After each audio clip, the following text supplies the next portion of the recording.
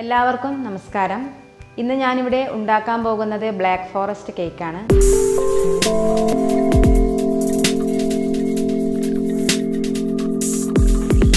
നമ്മൾക്ക് ബേക്കറിയിലൊക്കെ കിട്ടുന്നത് പോലെ അതേ ടേസ്റ്റോട് കൂടിയുള്ള കേക്ക് നമുക്ക് വീട്ടിൽ എങ്ങനെ ഉണ്ടാക്കാമെന്ന് നോക്കാം. നിങ്ങൾ ആദ്യമായിട്ടാണ് ഈ ചാനൽ കാണുന്നതെങ്കിൽ പ്ലീസ് സബ്സ്ക്രൈബ്, ലൈക്ക്, സപ്പോർട്ട്.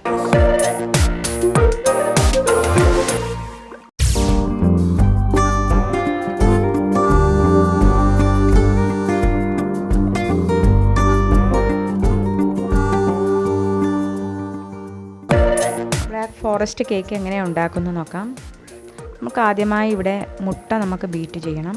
ഇതിലേക്ക് ഞാൻ 4 മുട്ടയാണ് എടുക്കുന്നത്. ഇത് ബീറ്റ് ചെയ്യുക. ഇത് ബീറ്റ് ചെയ്യുമ്പോൾ തന്നെ നമ്മൾക്കിതിലേക്ക് പഞ്ചസാര ആഡ് ചെയ്ത് കൊടുക്കണം. ഞാൻ പൊടിച്ച് വെച്ച ഈ ഒരു കപ്പിൽ പൊടിച്ച് വെച്ച 1 കപ്പ് പഞ്ചസാര പൊടിച്ച് അരിച്ചതാണിത്. ഇതിലേക്ക് കുറച്ച് ആഡ് ചെയ്ത് കൊടുക്കുക. എന്നിട്ട് നന്നായി ഇതിനെ ബീറ്റ് ചെയ്ത് മാറ്റി വയ്ക്കുക. അടുത്തതായി നമ്മൾക്ക് മൈദ, ബേക്കിംഗ് പൗഡർ, ബേക്കിംഗ് സോഡ ഇതൊക്കെ കൂടി നമുക്ക് അരിച്ചെടുക്കണം. ഈ 1 കപ്പിലാണ് ഞാൻ മൈദ അളക്കുന്നത്. ഈ 1 കപ്പ് മൈദയാണ് എടുക്കുന്നത്. ഇതിലേക്ക് 1 കപ്പ് മൈദയും 3 ടീസ്പൂൺ കൊക്കോ പൗഡറും പിന്നെ 1 teaspoon baking powder, 1/2 teaspoon baking soda ഇവ ചേർത്ത് നന്നായി അരിച്ചെടുക്കുക. ഇത് നന്നായിട്ട് ഇളക്കി ഈ പൊടികളെല്ലാം നന്നായി ഇളക്കി നന്നായി യോജിപ്പിക്കണം. അതിനുശേഷം നമ്മളിവിടെ തയ്യാറാക്കി വെച്ചിരിക്കുന്ന മുട്ടയുടെ ബാറ്ററിലേക്ക് ഈ പൊടി കുറേശ്ശെ ആയിട്ട് ചേർത്ത് നന്നായി ഇളക്കിയെടുക്കണം. പൊടിയൊന്നും കട്ട കെട്ടി നിൽക്കാൻ പാടില്ല. അങ്ങനെയാണെങ്കിൽ ഇതിൻ്റെ സോഫ്റ്റ് കുറയും. ഈ പൊടി ഒരു കട്ടയൊന്നുമില്ലാതെ നന്നായി ഇളക്കി എടുത്ത് വയ്ക്കുക. അതിനുശേഷം ഞാനൊരു ട്രേ എടുത്തിട്ടുണ്ട്, ബേക്കിംഗ് ട്രേ. ഇതിലേക്ക് ബട്ടർ പേപ്പർ കുറച്ച് ബട്ടറും പുരട്ടി ഈ ബാറ്റർ ഇതിലേക്ക് ഒഴിക്കുക. എന്നിട്ട് ഞാനിത് ഓവനിലാണ് ബേക്ക് ചെയ്യുന്നത്. നമ്മൾ 170 ഡിഗ്രിയിൽ 40 മിനിറ്റാണ് ഇത് ബേക്ക് ചെയ്യാൻ എടുക്കുന്നത്. ടൈം 40 മിനിറ്റാണ്. 170 ഡിഗ്രിയിലാണ് ഇത് സെറ്റ് ചെയ്തത്.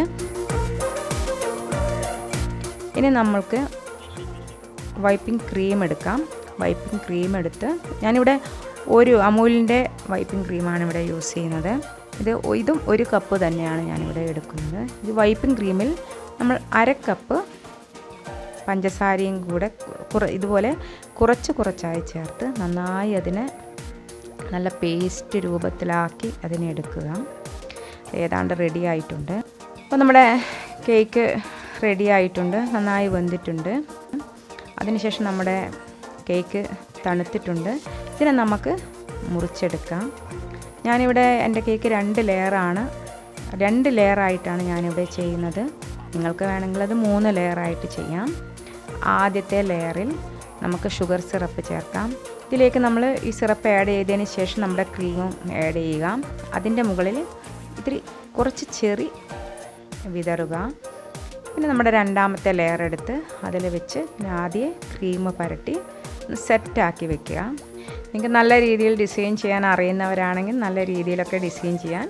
ഇത് ഞാൻ വളരെ സിമ്പിളായിട്ടാണ് ഇവിടെ ഡിസൈൻ ചെയ്തിരിക്കുന്നത്.